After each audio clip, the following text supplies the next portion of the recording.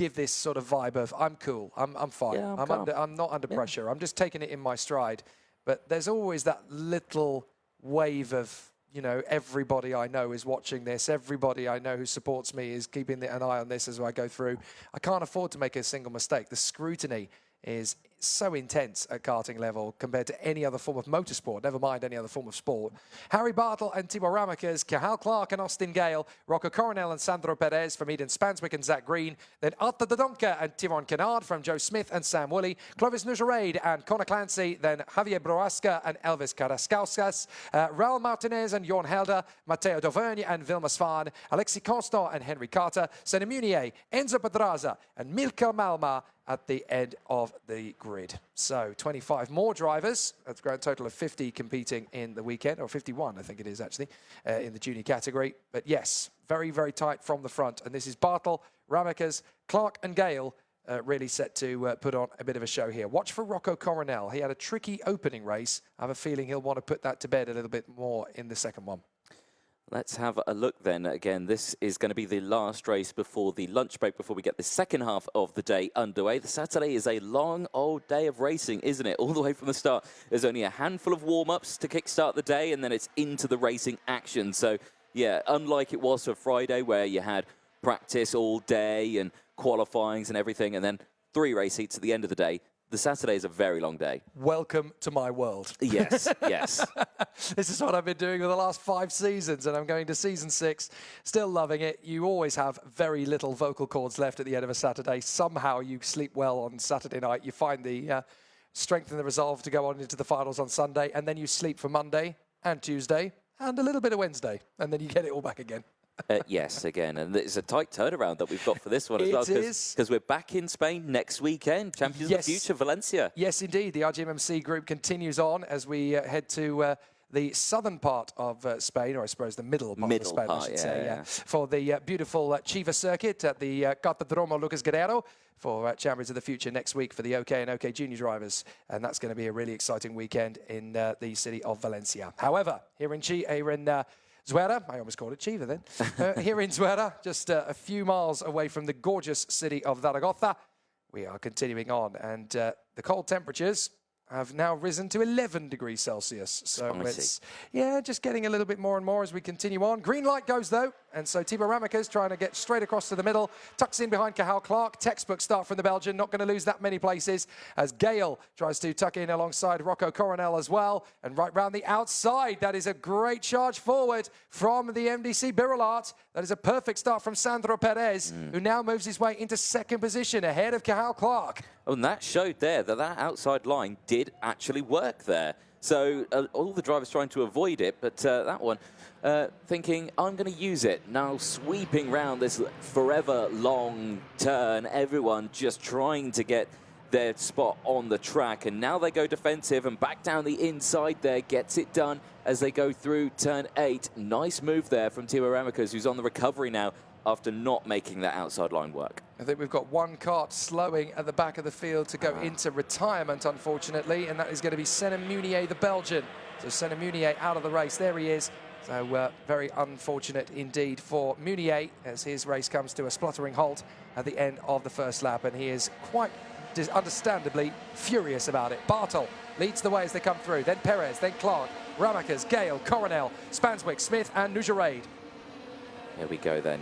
On that first lap, it's a good start then for the entirety of the field then.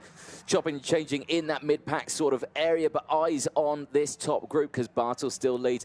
Perezzo, brilliant start from him. I've got to say, he could take this one because he's looking very, very quick out there, and he was very quick at the Winter Cup as well. He was one of the drivers always at that sharp end. Yeah, and this is the kind of consistency that you need to keep throughout the entirety of the season. Yeah. But Sandro Perez definitely utilising his knowledge of the circuit here, and the MDC team have plenty of data around Zuera, but this is the kind of thing that he'll want to maintain into the second, the third, the fourth rounds of the championship as well. It's all well and good to do it here on home soil, but you've got to maintain that kind of speed and ability once we go to Belgium and then to Italy as well. So off the turn again comes Sandro Perez, still hunting down Harry Bartle. Cathal Clark has seen the writing on the wall. He can see that Perez is going to be ultra quick all the way around the course every single lap. So he's going to try and tag in behind, and look how much time the MDC driver is gaining as they go through to the first corner. Is this going to be enough for Perez? He hasn't made the move yet on Harry Bartle, but Bartle is just trying to hold this together as they come through. And Perez, is he going to wait around? He needs to a little bit because it's still a bit early doors really for that kind of manoeuvre. The third lap of the race only. But Cathal Clark is tucking in behind in third position. Ramicus and Coronel still very close to each other as well. Spanswick, Gale, Nujaraid, Zach Green and Joe Smith. That's your top 10 for the moment. So far, so good. Eyes on the top 3. Nice breakaway that they've got as well, cleared by about just under a second that they've got in terms of an advantage. There's a look at another driver a little further down, the number 17, Zach Green. Not had the best results. He is down 1 place in P9 currently, but nonetheless, first showing, I believe, at Zuera as well as first showing that the team's coming out to Europe as well. Indeed, and this is a great opportunity for them to showcase on the European scene just how strong they can be. Again, Perez closing up to Bartle, not going for the move, because Bartle is holding it nice and steady on the race slide. Sandro Perez waiting, waiting, waiting. No chance to go through in turn 2 yet. Through 3 at the left. Is this going to be the slingshot manoeuvre in the hairpin? No, he's going to keep it together, still holding it in second position. Clark is going with him in third. Sandro Perez, fastest man on track. But it's all about timing. You've got to be disciplined, you've got to be patient, you've got to be calm. What is he going to do here? I think I'm trying to think back to the Winter Cup, and I think, oh dear me. Now that is the GGM, that is Connor Clancy. That's a disaster. It's a real shame for Connor because he's been making such big progress over the course of the weekend as well, and he clearly feels aggrieved as if somebody else has put him there rather than that's a mistake of his own. Wow. So Connor Clancy walking and trudging his way to the marshal post, very much a race cut short and potentially a race meeting cut short if you lose that kind of points tally this early in the weekend with only 6 qualifying heats total from the X30 juniors. It can be very difficult to get yourself back into the final 36 carts with only 1 race to go after this one for him. Now, I was before we saw Toby Gale, the 44 go off the track.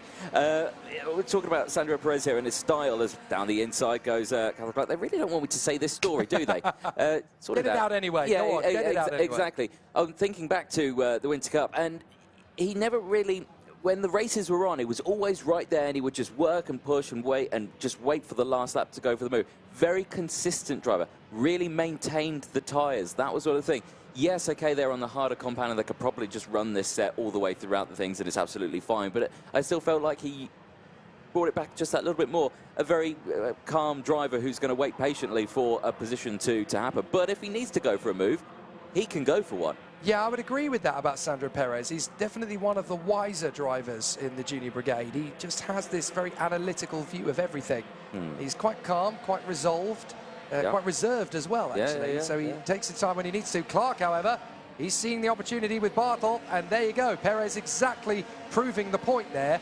When the opportunity opens up and he needs to go with the driver in front and makes the overtaking opportunity come to him, he's ready to make it happen. Yeah. And he's going for the lead now, diving in on the inside of Clark. Well, that was perfect opportunism. He knows he's on the penultimate lap, and Clark, having already managed to get the move on the inside of Bartle, well, that was perfectly timed to get up the inside of Cathal Clark. Yeah, calm and collected as well. Didn't seem stressed or rushed or anything like that. It just worked out quite nicely there as Zach Green goes for the fastest lap of the race. And now Bartle probably thinking, what do I do here? As at the moment, P3 and... Oh, he needs to be careful on that curb, though. He does. You put too much of the cart on that particular curb, it bounces you off and it loses momentum. It costs you about a cart length, but he's going to try to squeeze up the inside of Clark. That is a mighty move. That was through turn 13. That was a fantastic little overtake out of the triple apex corner. On the start-finish straight they go now. And looking over the shoulder, does Perez, now goes in towards turn 1. Did he look a bit squirrely there as he went into turn 1? He's under pressure now. He did, but tell you what, Bartel made that gap appear from absolutely nowhere, and now Clark is going to get him through turn 2, so he gets back into position, and you can see that Sandro Perez is in defensive mode, trying to keep back Clark and Bartel, who are now side by side. Watch for Coronel and Ramakers. Coronel is there in 4th position. Tibor Ramakers trying to get into the mix as well, and there the door is open for Coronel to get through on Bartel, but there's a little bit of nudging. Got to be careful, guys. There is not a lot of racetrack to play with on the outside there. Rocco Coronel is not quite able to hold on in front of Harry Bartel, but watch for Ramakers. Ramakers is going to try and cut across and get the switcheroo move. Coronel is not even thinking about Thibaut Ramakers. He is holding fast behind Harry Bartel. So Sandro Perez is going to be allowed to run away and hide as a result of all of this. These guys are still just chopping away, having their own little duel. But Sandro Perez, that is so smart. He timed his moves to perfection. He never overdrove the car. He got it into exactly the position he needed to be. And now he is the winner of this qualifying heat. Great work from Sandro Perez. A home win is still very much on the cards. Yes, indeed. Great start to the weekend then, and great performance. Possibly, could we see that later on today? The rest of the field comes across the start-finish line now, and beautiful blue sky that we've got here. The weather, very nice. And after 4 races in the Junior X30, every single driver has taken 1 defeat. Yeah. So we do not no have one on 0 points. Yeah, we do not have a perfect 0-point score anymore. So we've had 4 different winners from the first 4 races. That's how competitive it is in Junior X30. That makes you look forward to the finals. It really does. I mean, when you get to that stage when there's one person who's just been able to keep it perfect throughout and just keep it out in front, it's never done in the IAME X30 senior finals, even when that happens. But you've got this added sense of the unfamiliarity of who's at the front, you know, the unpredictability. I like it when you've got, you know, it doesn't happen often, but you do get 6 different winners across the 6 qualifying heats in X30 Junior, and it just makes it such an open playing field. You have no idea who's going to get it right for the final. Perez taking the victory from Cathal Clark and Harry Bartel, Rocco Coronel and Tibor Ramakers from Eden Spanswick and Austin Gale, then Zach Green and Clovis Nujeraid. Javier Proaska fights back to get into the top 10 ahead of Joe Smith. Then Arthur Dodonka, Elvis Karasauskas and Vilma Svan. Matteo Dauvergne ending up in 15th position in front of Alexis Constant. Then Raul Martinez, Sam Woolley, Tyron Kinnard and Jorn Helder. Henry Carter in front of Mikael Malma and Enzo Petraza. Just the 2 retirements from the race in the end. Connor Clancy, who we saw off the road at turn 2. And on the very first lap, Senna Munier, the Belgian, parked his kart out on the sidelines.